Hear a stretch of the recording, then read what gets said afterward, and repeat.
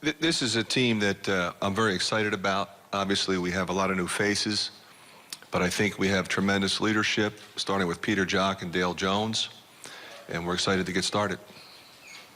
Thank you, Coach. Open up to the floor for questions. Front row on the left side.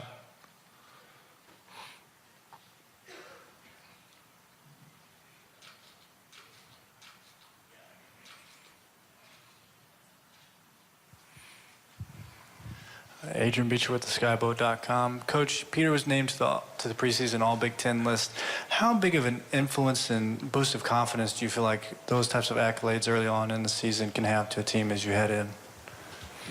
Well, you know, I think truthfully, it's something that I'm very proud of Pete for getting, but I think it's something that he expected.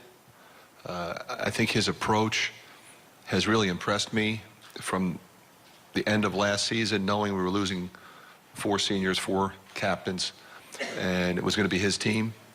And it's different because, you know, he put his name into the draft, and that was a possibility. But the way that he did that and prepared for the draft, but then also maintained his responsibility as the captain of our team, was something that really made me feel good as a coach, and knowing that I could turn the team over to him. So ultimately, when he came back, you know, he's a guy that knows and understands what this league is, and he can help our young guys, who are a talented group, you know, get ready for what we all know is an incredibly grueling task, and that's the Big Ten schedule. It's front row on the aisle. Dave Jones from PennLive.com. Fran, Peter and his brother have had a heck of a life, heck of a upbringing. Anything about his maturity you think will allow him to guide a bunch of kids? He's got a completely different role than he did last year when he was essentially the kid with 4 other guys who'd been around. I don't think there's any question about that. I don't know that there's a better example of how to lead than what he saw with his brother. You know, sort of essentially taking over as the parent in that family, the male role model. When he was a freshman, if you know Pete at all, you know, he's a fun-loving, easygoing, sort of free spirit kind of guy.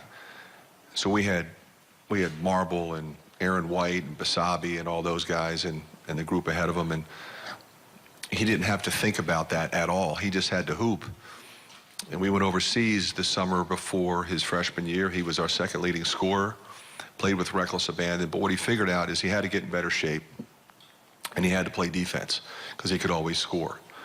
And I think when you have talented offensive players that figure out what they need to do to get better and then gradually mature, as he did, he had to fight for a starting position as a sophomore and then become one of the elite players in the league as a junior. And I think he had great examples of how to lead. You know, and what you're seeing now is the culmination of all of his experiences. And I'm really proud of him for that.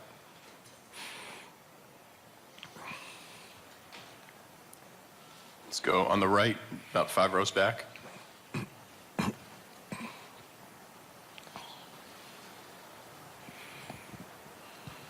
Jeremiah Davis, Cedar Rapids Gazette. Coach, you mentioned the confidence that Jock has. The whole team seems to have that despite its youth. How much is that going to help as you get deeper into the year, not having to cross that hurdle? Well, I think what we have right now, as you mentioned, is a very confident group for being so young. The critical thing is going to be, as you go through the journey, and we all know it's a difficult journey, can we sustain that when we have bumps in the road? And that's where the leadership comes in. I think we have enough depth, enough size, enough three-point shooting, enough ball handlers, and I think we have great chemistry. But it still remains to be seen how all that meshes together, you know, when the games begin. And I think that's the fun of it. That's the challenge that we all face. And I think what we have is a young group that's excited about the opportunity before them, and they believe in each other.